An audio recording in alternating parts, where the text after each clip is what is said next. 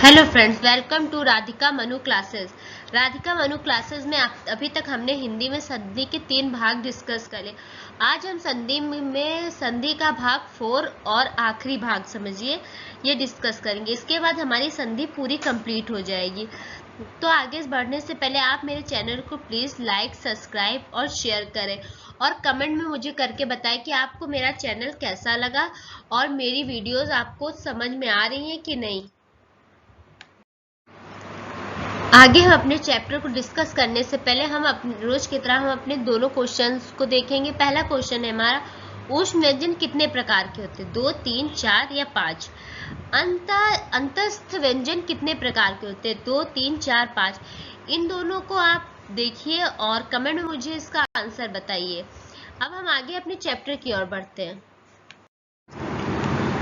तो हम विसर्ग संधि इसका विसर्ग के साथ स्वर या व्यंजन होने से होने वाले परिवर्तन को विसर्ग संधि कहते हैं। जैसे निर विसर्ग गुण, दीर्घ प्लस गुण। नियम 1, यदि विसर्ग से पहले आह आए तथा विसर्ग के बाद कोई साघोष वर्ण आए तो उस आह के स्थान पर आह सगोष तो उस आह के स्थान पर अ हो जाता है। जैसे आ प्लस सागोश तो वो क्या आ के स्थान में क्या हो जाएगा? बड़ा ओ। जैसे ओ मन प्लस हार तो मन, और ये विसर्ग जो हमारे ये आह के चिन्ह लगे इसके स्थान पर क्या हो जाएगा? ओ प्लस हर तो क्या हो जाएगा? मनोहर। मनो प्लस विज्ञान तो मन, अब वो हमारा आधा ना हमारा आधा हो जाएगा, उसके स्थान पर ओ है। फिर विज्ञान, देखिए मैंने तोड़ के आपको बताया हुआ, तो जो हमारा ओ है ये विसर्ग हो जाएगा, मतलब वही जो, और प्लस विज्ञान तो मन प्लस विज्ञान। ऐसे हमारे आ गया। नोट इसमें क्या है, यदि किसी शब्द के पहले मन लिखा हो तो उस शब्द में हमेशा विसर्ग संधि होगी। जैसे मन प्लस रंजन मनोरंजन, तो यह आपने देखा। फिर आगे हम देखते हैं नियम 2, यदि विसर्ग से पहले छोटा या बड़ा आ से भिन्न कोई स्वर आए तो तथा विसर्ग के बाद कोई साघोष वर्ण आए तो विसर्ग के स्थान पर आधा रा हो जाता है। जैसे दु प्लस बल दुर्बल, दुर्बल। देखिए जो हमारा विसर्ग है ये हमारा आधा रा हो जाएगा, तो आधा रा हम कैसे लिखते हैं? ऊपर लगा देंगे तो वो दुर्बल हो जाएगा। जैसे निर प्लस मीश तो निर प्लस आमीश, तो वो इसमें विसर्ग हो जाएगा नि आमीश। फिर इसका नोट क्या है, किसी भी व्यंजन के पहले यदि आधा रा आए तो आधा रा उस व्यंजन पर रेप बन जाता है। जैसे आशीर्वाद तो असी प्लस रा आधा रा और वाद तो आशीर्वाद। आयुर्वेद आयुर प्लस वेद आयुर्वेद, तो देखिए जो हमारा आधा रा था उसके स्थान पर रेफ बन जाता है। फिर नियम 3, यदि विसर्ग के पहले छोटी या विसर्ग के बाद रा है तो विसर्ग का लोप यानी वो गायब हो जाता है तथा ई के स्थान पर बड़ी ई हो जाता है। जैसे नी प्लस रोग तो ये जो विसर्ग हट जाएगा और ये बड़ी हो जाएगा, नी रोग। नी प्लस रस नीरस। फिर आगे हम देखते हैं 4th नियम है हमारा, अगर विसर्ग के बाद चा या छा आए तो विसर्ग के स्थान पर आधा शा हो जाता है। जैसे निश्चल तो नी विसर्ग प्लस चल, नी विसर्ग प्लस चय तो विसर्ग के स्थान पर हमारा आधा सा हो जाएगा तो निश्चय। हरिश्चंद ऐसे तपश्चर्य ऐसे हमारा हो जाएगा।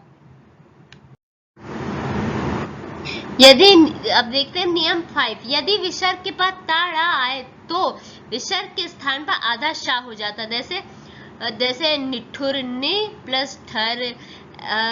फिर है हमारा नियम 6, यदि विसर्ग के बाद ता या था आता है तो विसर्ग के स्थान पर आधा सा हो जाता है। जैसे मन प्लस ताप जो विसर्ग उसके स्थान पर आधा सा हो जाएगा तो मन इस ताप। नमस्ते जैसे देखिए नम प्लस ते जो आधा सा है वो हमारा विसर्ग हो जाएगा। फिर नियम 7 है हमारा, यदि विसर्ग के पहले छोटा या बड़ा आ हो तो विसर्ग के बाद कार कृत कर हो तो विसर्ग के स्थान पर आधार शा का प्रयोग होता है। जैसे पुरुष विसर्ग प्लस कार, तो जो विसर्ग उसके स्थान पर आधार शा होके पुरस्कार, नमस्कार, तिरस्कार, तो ये सब हो जाते हैं। फिर हम देखते हैं नियम 8।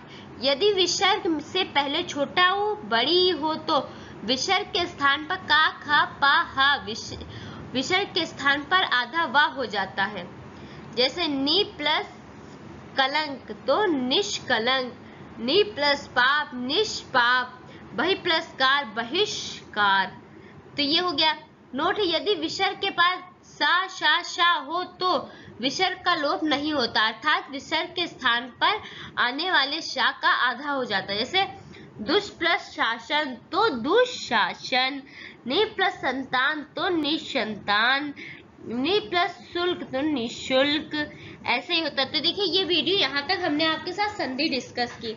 आपको ये संधि समझ में आई? जो डाउट्स हो आप मुझसे कमेंट में पूछ सकते हैं। कोई चीज़ हो जो आपको अच्छे से ना समझ में आ रही हो उससे आप पूछ सकते हैं। इस वीडियो को ज़्यादा से ज़्यादा लोगों को शेयर करें। मुझे पता है हिंदी जो है इतना इम्पोर्टेंट नहीं है, लेकिन एग्जाम में किसी एग्जाम में हिंदी का अच्छा खासा पोर्शन पूछा, जैसे वीडियो का एग्जाम हुआ, और भी एग्जाम है जिसमें हिंदी बहुत अच्छे से और बहुत डीप जाके पूछ सकते हैं। तो आपको ये संधि चैप्टर पढ़ने से मेरे हिसाब से कोई डाउट नहीं रह जाए। मैंने सारे नियम इसके आपको इसमें मैंने बता रखे हैं। अब हम अपने क्वेश्चंस के आंसर को डिस्कस कर लें। जैसे मैंने क्वेश्चन पूछा था ऊष्म व्यंजन कितने प्रकार के होते हैं, तो ये हमारे 4 प्रकार के होते हैं। अंतस्थ व्यंजन हमारे कितने होते हैं, ये भी 4 प्रकार के होते हैं। आप मुझे कमेंट में बताइएगा लिख के कि ऊष्म व्यंजन कौन कौन से और अंतस्थ व्यंजन कौन कौन से हैं। ये मैंने आपको वीडियो जो है एक वीडियो में प्रोवाइड किया, पूरा मैंने इसको अच्छे से व्यंजन समझाए हुए हैं। अगर आपने मेरी वो वीडियो देखी होगी तो आप इसके आंसर जरूर दे पाएंगे। जिन्होंने नहीं देखी वो देखें और फिर आंसर करें। Thank you.